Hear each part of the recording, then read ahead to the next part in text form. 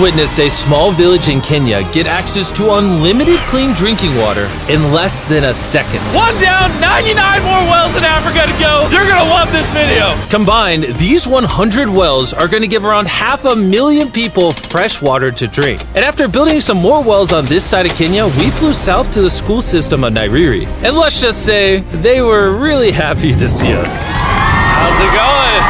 Was not expecting this. Thank you for the welcome. I'm not even sure how to react. I appreciate it, everybody. This village threw a welcome ceremony upon our arrival, and Nolan got really into it. Nolan's the most awkward person I've ever met, and that's a lot coming from me. And after being shown around the school, here comes our guest. How's it going? Oh, you having a good day?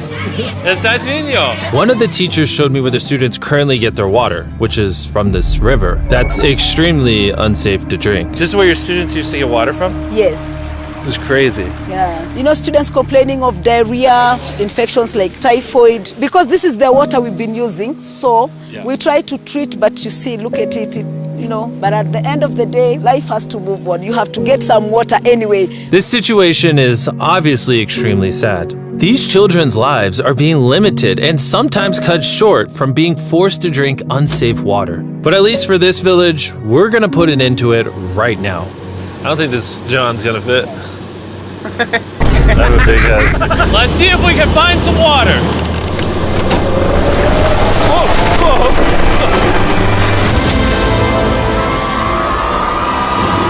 It is raining! It's beautiful! After the water comes out of the ground, it's fed into enormous barrels like this one. And once they're built into the water towers, all of the neighboring villages will not only have clean drinking water, but a pressurized water source as well. Which, in short, means no more doing laundry and unsafe water. And pull! On a scale of 1 to Nolan's mom, how heavy is it? Nolan's mom times 2! Oh God. Dude, I'll push you off of this. All right, here we go, under control.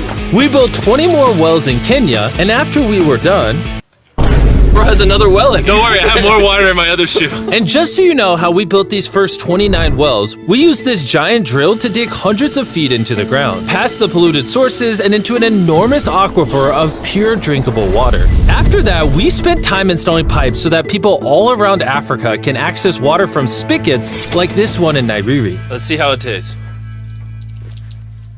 Like water. It took me about a minute to fill this 5-gallon drum. How much water can this provide a day? 3,600 gallons a day. Not only will this well cover the 400 kids at this school, but literally the entire neighborhood and village around this school can use this well. We say thank you for the water. Oh, no problem. This thing can basically pump non-stop for 30 years. You would think that having an effect of this magnitude would require the resources and funding of a large government, but that's not true.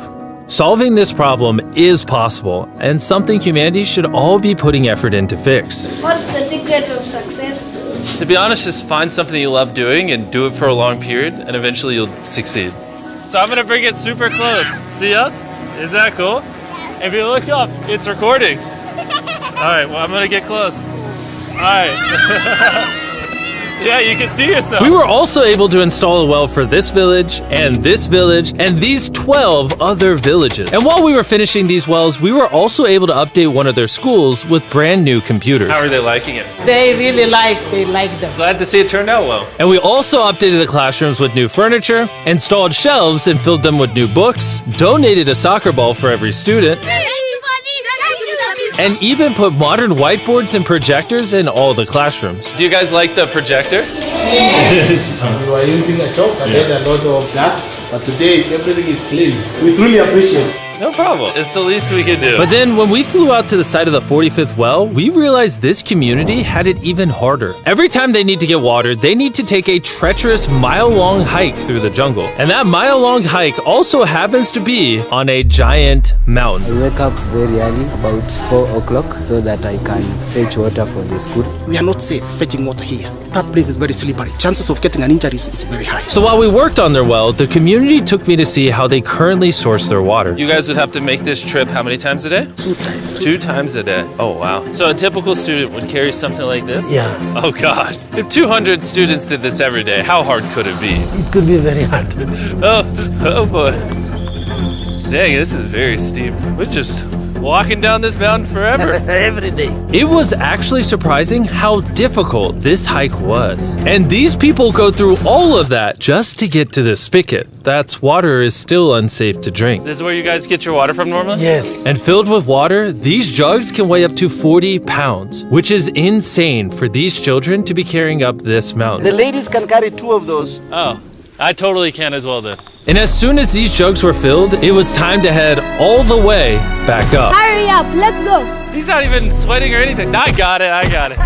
And now, instead of spending hours a day for unsafe water, their new well is only 10 feet away from the school. So, They can just fill it up here now.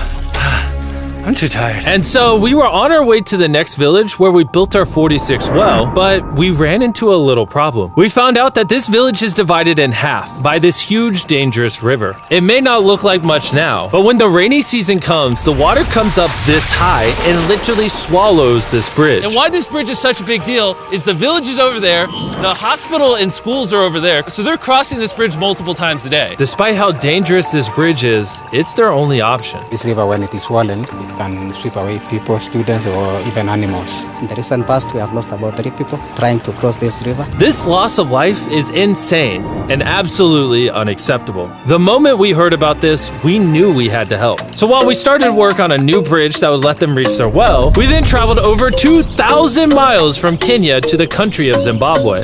We've been in Africa for over a week, and we still have a lot more wells to do. You kind of smell. I know, it's weird. I showered this morning. Wow. Yeah. If you let me finish, I can put my arms down. Can I count on you two to finish these wells with me? Yes. First on the agenda was to check out a local hospital that was in dire need of clean water. Upon entering, we learned how big of an impact this clinic had on the village. How many kids do you guys give birth to a year here? In a month, about 50. Do 600 births a year? Wow. But unfortunately, the pregnant mothers at this clinic have to walk over a mile just to get water, and then carry these heavy buckets all the way back. However, the good news is we paid for the construction of a new modern well for them. All that needed to be done now was to turn it on. All right, Nolan, are you ready? I'm ready. Over. Let me get a dramatic zoom in. Nolan, I pressed the button. Is it working? It's flowing. Oh. Do we want to go check it out? Yes. Let's do it. I love how people are immediately just getting water right now. This is easily the coolest thing ever. Nolan here is a professional dancer. He will join. How do I always end up dancing? What is he doing? Oh gosh.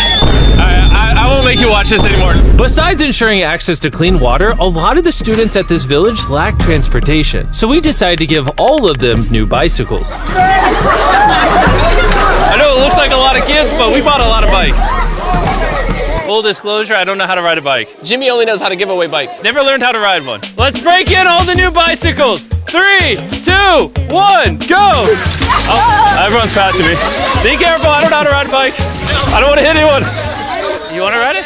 All right, go for it, little man. Okay. And after giving away the bikes, we continue building wells until we reach Well number 69. This solar-powered well is specially designed to aid the farmers in this village by providing more than enough water for all of their crops and livestock, even during the dry season without any electricity. Each panel is 200 watts. Then it's attached to a pump. That pump can pump 5,000 liters every hour. Basically, it's unlimited amount of water for this entire village. That's incredible. And after we left Zimbabwe, we wanted to continue to give water to communities all across Africa. So we built more wells in Uganda, Somalia, and Cameroon. If you want to see more of what we did in Cameroon, there's a whole video about that coming soon on the Philanthropy channel. Spending time in these villages really made me reflect on the importance of building wells, how it brings water to farms to feed the hungry, how it provides clean conditions for hospitals, and most importantly, how it helps the children of this next generation live long, healthy lives and build the future for all of these communities. We await a new dawn of clean drinking water. Water is life. And with some help from the locals, we finally finished a new bridge that this community can use for the next 100 years.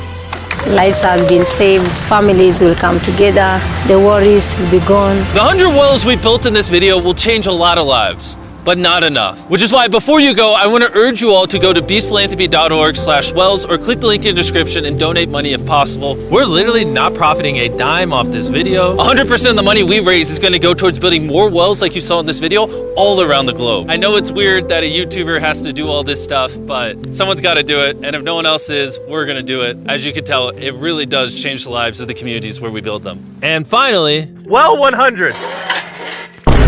Oh my God, I'm so sorry.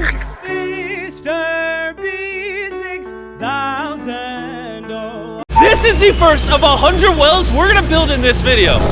Oh, water!